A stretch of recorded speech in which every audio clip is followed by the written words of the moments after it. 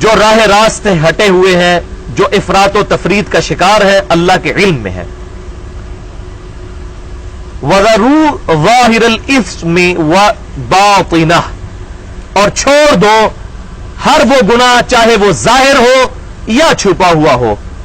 ان الذین یکسبون الاثم، بے شک وہ لوگ جو کہ جان بوجھ کر گناہ کماتے ہیں، سیجزون بما کانوا یقترفون، بے شک اللہ تبارک و تعالی ان قریب اللہ تبارک و تعالی ان کے برائی کی سزا ان کو دے دے گا. وہ پا لیں گے اپنی برائی کی سزا ان قریب. وَلَا تَأْكُلُوا مِمَّا لَمْ يُذْكَرِ اسْمُ اللَّهِ عَلَيْهِ، اور مت کھاؤ اس میں سے جس پر اللہ کا نام نہیں لیا گیا. وَإِنَّهُ لَفِسْقٌ، اور بے شک یہ بہت بڑا گناہ ہے کہ جس پر اللہ کا نام نہیں لیا گیا اس کو تم کھاؤ، حرام ہے. وَإِنَّ الشَّيَاطِينَ لَيُوحُونَ إِلَىٰ أَوْلِيَائِهِمْ، اور بے شک شیطان جو ہے وہ اپنے دوستوں کی طرف القاء کرتے ہیں، ان کو وحی کرتے ہیں، خفیہ بات ان کے دلوں میں ڈال دیتے ہیں. لِيُجَادِلُوكُمْ، تاکہ اے مسلمانوں وہ شیطان کے چیلے تم سے جھگڑیں. وَإِنْ أَطَعْتُمُوهُمْ، اور اگر تم نے ان کی اتباع کی، ان کی پیروی کی، إِنَّكُمْ لَمُشْرِكُونَ، تو بے شک تم بھی مشرکوں میں شامل ہو جاؤ گے. یہ صحابہ کو خطاب ہو رہا ہے اور ان کے ذریعے پوری امت کو، کہ اگر تم نے بھی ان شیاطین کی پیروی کی تو تم بھی انہی میں سے ہو جاؤ گے. وَلِعَوْذُ بِاللَّهِ تَعَالَى.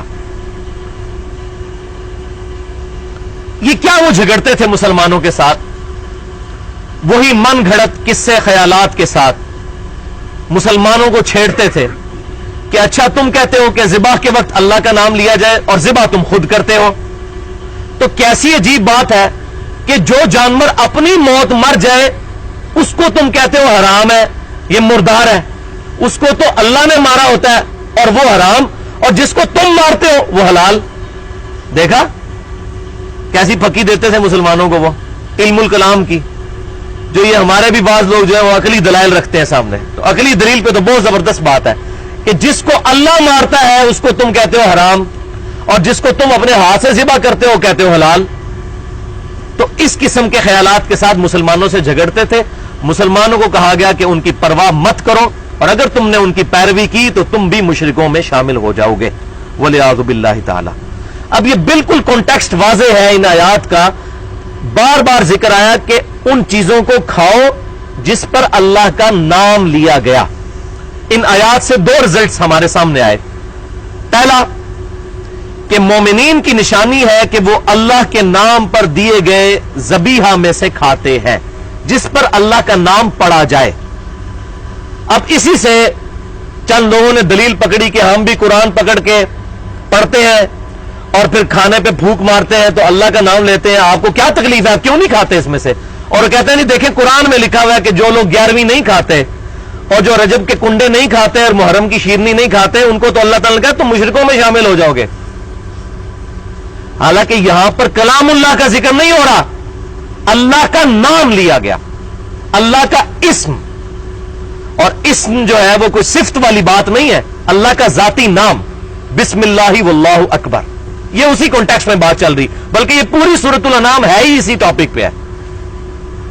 لیکن وہ جان بوجھ کر اس طرح کی چیزوں کے ساتھ پروپیگیٹ کرنے کی کوشش کرتے ہیں. انشاءاللہ اگلے دلائل ان کے آئیں گے. تو پہلی چیز بتا دی اس میں یہ ثابت ہوئی. دوسرا، جس چیز پر ذبح کے وقت اللہ کا نام نہ لیا جائے ایسا کھانا گناہ اور حرام ہے، چاہے وہ حلال چیز ہی کیوں نہ ہو. مرغی حلال ہے، بکری حلال ہے، لیکن اس کے ذبیحہ کے وقت اللہ کا نام ذکر نہیں کیا تو چاہے امام کعبہ نے اس کو ذبح کیا ہے وہ مردار ہے، حرام ہے. اور اس کے بالکل اپوزٹ، اگر حلال چیز کو کوئی فاسق مسلمان، حتیٰ کہ کوئی یہودی یا عیسائی بھی جو اہل کتاب ہے، وہ اللہ کا نام لے کر ذبح کرے تو وہ کھانا حلال ہے. اس کا ذکر سورۃ المائدہ کی آیت نمبر 5 کے اندر موجود ہے. اسی آیت کے اندر اہل کتاب کا ذبیحہ بھی مسلمانوں کے لیے حلال کیا گیا اور ان کی عورتوں کے ساتھ نکاح کرنے کو بھی حلال قرار دیا گیا. اور یہ بعض لوگ کہتے ہیں یہ اس وقت کے اہل کتاب تھے، آج کے اہل کتاب اور ہیں، اس وقت کے اور ہیں. بھائی اس وقت بھی مشرک ہی تھے اہل کتاب، لیکن اللہ تعالیٰ نے اہل کتاب مشرک اور بت پرست مشرکوں میں فرق کیا ہے. بالکل اس طریقے سے ہمیں بھی کلمہ گو مشرک اور غیر کلمہ گو مشرک میں فرق کرنا چاہیے. یہ نہیں کہنا چاہیے کہ یہ جو کلمہ گو مشرک ہیں یہ تو مشرکین مکہ سے بھی گئے گزرے ہیں. یہ اپنے دماغ کا علاج کرائے جو یہ بات کرتا ہے. اللہ تعالیٰ یہود و نصارہ جو عیسیٰ علیہ السلام کے بارے میں ڈوینٹی کلیم کرتے تھے اور عزیر علیہ السلام کے بارے میں، ان کی عورتوں سے نکاح کو جائز قرار دیا اور ان کے شرک کو اللہ تبارک تعالیٰ نے شرک سمجھتے ہوئے صرف اہل کتاب ہونے کا ان کو بینیفٹ دیا.